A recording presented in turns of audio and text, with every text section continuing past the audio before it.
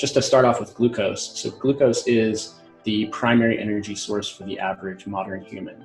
So what that means is when you consume carbohydrates, you digest them, and a molecule called glucose, which is sugar, is released into the bloodstream. And so this disperses into the body's tissues. Eventually it enters the individual cells where it's used to power cellular function. There are other macronutrients, which is what we call glucose, and other macronutrients include fat and exogenous and endogenous ketones, which can also generate energy. And so glucose, being the primary molecule, is the one that ultimately drives our experiences, our hormonal cascade, our weight gain, our weight loss, basically all of our energetic processes. And that's what we call the metabolic system.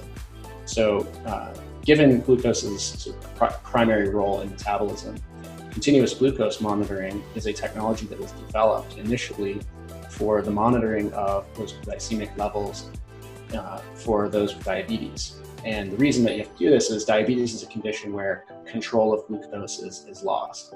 So the body tries normally to maintain a very tight band of glucose, and we can explain kind of some of those reasons further along, but let's just say that the body tries to maintain a tight control band for glucose.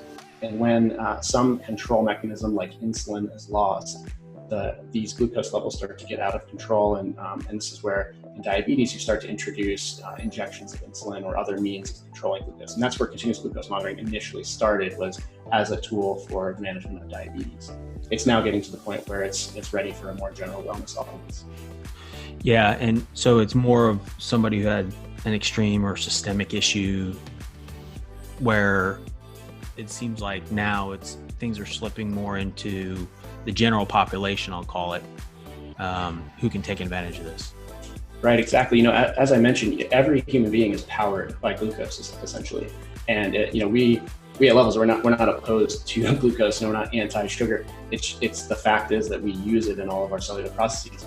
The concern is, as we touched on at the very beginning of the show, there is a very broad spectrum of metabolic dysfunction, and typically we kind of think of glucose problems or metabolic problems as just diabetes. But actually, there's a massive variety here, and things like PCOS, sexual dysfunction, mental and cognitive dysfunction, cardiovascular disease, all these are very closely connected to glycemic and specifically metabolic breakdown.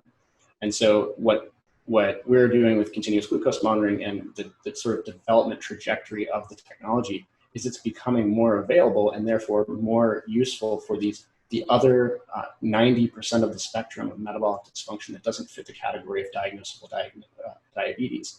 And beyond that, not just for these sort of illness reasons, but also for the optimization of personal performance and wellness, rest, recovery. So the biggest levers that control glycemic control and insulin mechanisms are sleep, stress, diet, and exercise. And so all of these things can be improved when you have better information about how your choices are affecting you.